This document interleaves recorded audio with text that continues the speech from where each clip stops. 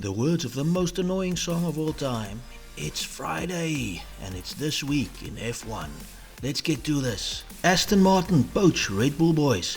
Yes, apparently Daddy Stroll does have that much money. Recently, Aston Martin appointed former Red Bull designer Andrew Alesi as head of operations after earlier poaching ex-Red Bull aero chief Dan Fallows.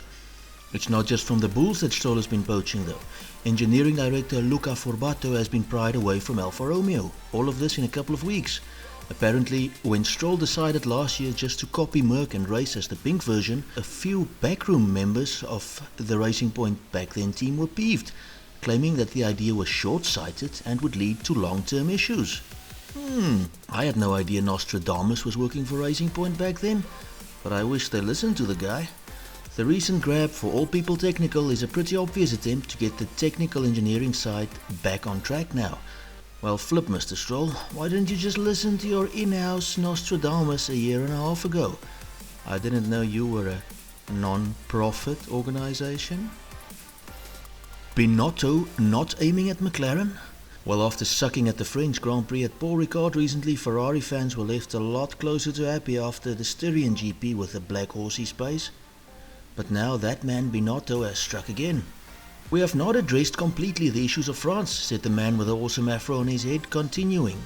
Silverstone can be a difficult circuit for us. Is that an afro? I wonder. The horses actually kicked McLaren back a notch after the Styrian GP's fine performance, closing the gap between the two sides in the fight for third to 12 points after smiley face Ricciardo failed to score for the Papayas.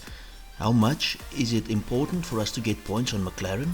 It isn't, said the curly-haired one, adding, our main objective is to make sure we are progressing in view of the next year and the next seasons and making sure we are doing better in every single area. Now, does that mean McLaren have won the race and that Ferrari has conceded third? Well, obviously not. He didn't really say much. He's just saying that the focus is the future and not so much this season, which is maybe a good thing for a team that has been caught in the present too much recently. The wee horses seem to be improving on some tracks, and I guess that is all that their long-suffering fans care about. Ferrari doing it clean. Well, I've always had a soft spot for the team in red. I'm a Schumacher fan and I loved it when he was dominating at Ferrari. I always thought old Christer Berg should change that song from Lady in Red to Wee Horsey Badged Car in Red. But I haven't had much success in that yet. Maybe we should start a GoFundMe or something. But, in any case, Ferrari has always had a way of not really surprising you in a positive way. And now I stand corrected. There's a first for everything, isn't there? The FIA have announced that Ferrari have reached the highest possible level by getting a 3-star environmental accreditation from the organization. This, of course, is to do with F1's aim to become a zero-carbon sport by 2030, and apparently Ferrari have been doing their part. Well, good on you guys. Now, if you could only become a little nicer to your drivers, like the Vettels of the world, we might all start liking you again. Here's holding thumbs. It's not over, says Lulu. Yes, he's 18 odd points behind Joss's kid. Yes, Merc seems slower than the Bulls. No, Lewis, the Knight of Motor Racing, will not concede defeat in his quest to slay the dragon called number 8 in the World Championship saga. I think we've still got many races ahead of us and we've got to keep pushing. We can definitely improve if we put our minds to it, said Lewis Hamilton. He also added, pretty obviously I think, that if Merc don't develop the car, then the Styrian GP and the French GP could be what could be expected further this year. That was probably brought on by Toto Wolff saying earlier that the team had stopped developing the current Mercedes and would focus on next year's car. I don't know if this is confirmed, but this seems to be the story. Now that could be a masterstroke for next season or the dumbest move Toto has ever made. Only time will tell. But with McLaren recently saying they would only switch to next year's car in August, and the energy drink pushers obviously doing wonders in this season's car, and even Ferrari and the likes of Williams showing improvement really recently, maybe Mercedes have played their cards too early this season. I'm sure the Verstappen family don't mind though. Mick Schumacher to Alfa? Now that's one of those stories, you know. Mazepin has been trying to cut him off at every race, trying to prove himself. And Mick Schumacher has looked like a proper Schumacher this season. He's been consistent and he's looked quick. in a car that's about as quick as that scooter somebody's delivering McDonald's on. As a member of the Ferrari Driver Academy and son of Michael the Great and his brother Ralph the Quite Decent, Mick has quite a bit of momentum behind him, and he's looking good. He's looking like he could really be the business. Alfa Romeo is of course a customer team to Ferrari. They use Ferrari horsepower. Yeah, I said it. Horsepower. And both Kimi and the man called Giovinazzi are out of contract at the end of the season. So there could be a seat open.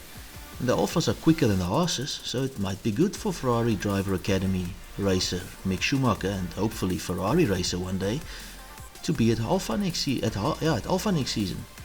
Now I haven't thought much about next year. We'll see what happens in the end, and I'm sure you'll hear if something happens, said the youngster, probably having flashbacks of seeing his dad saying something equally smug and witty when asked something stupid a decade or so ago.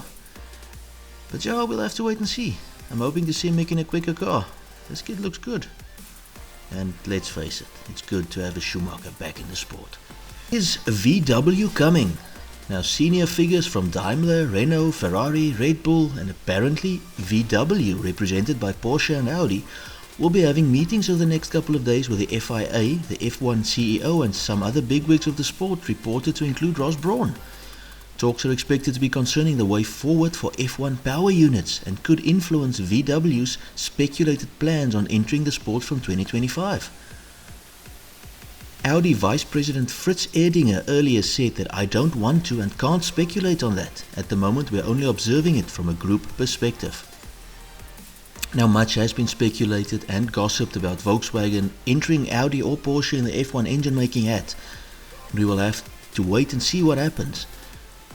But to those of us old enough to remember the Porsches in the very, very distant past, winning races with McLaren, and the Lamborghini failures of the early 90s, it would be interesting to see what would happen, eh?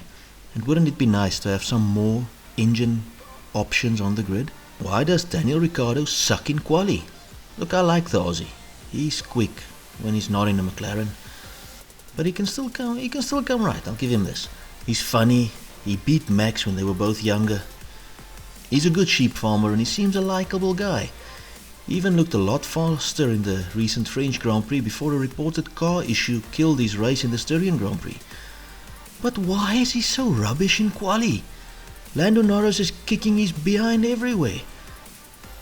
Smiley face Danny and the McLaren techies have been poring over the data to find the answer. Andreas Seidel claims Ricky Bobby is still fighting the limitations he feels when driving the car at pace, which leads him to having the deficit we've seen.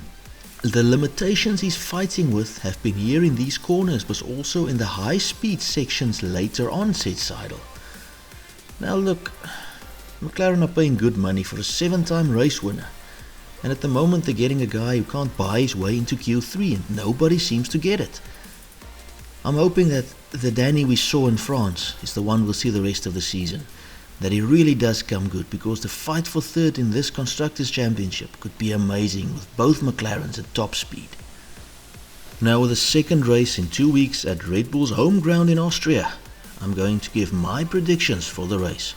Pole position I'm giving to Max Verstappen. He knows this track inside out and he's shown he has the pace, and that's the same reason why I'm giving him the win.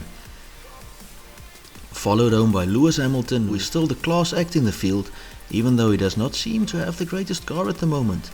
Third, Valtteri Bottas. He's looked better recently and he certainly has something to prove. Perez fourth, he's quick, followed by that man, Mr. Consistency, Lando Norris. Sixth place, I'm putting Pierre Gasly. He's been good, he's been solid, he's been quick, and I think he has it in him. Charles Leclerc, seventh, he's been looking quicker, the Ferraris looked a slight bit better, and I think they can do this. Seventh, eighth, I'm putting teammate Carlos Sainz Jr.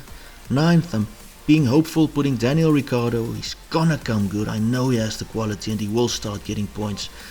10th, Fernando Alonso. Putting Alpine higher than they deserve to be, so I'm giving him 10th, pipping out Sebastian Vettel. The Aston Martin didn't look great at the Red Bull Ring last week.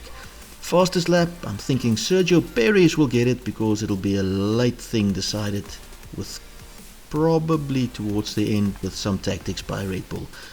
That is my predictions for the Austrian Grand Prix. Now, as you all know by now, I'm leaving you with some memes. Some of these really had me in stitches. If you want to add some, find us on Facebook, History F1. Post something, man.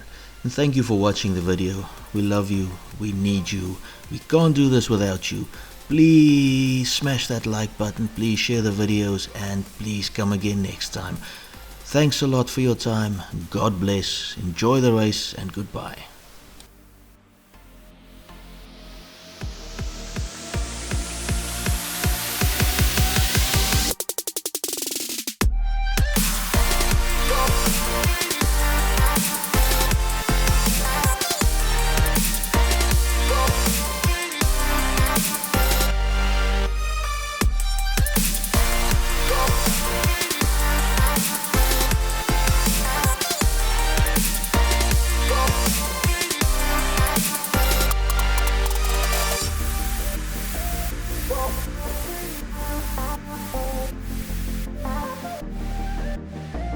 Well,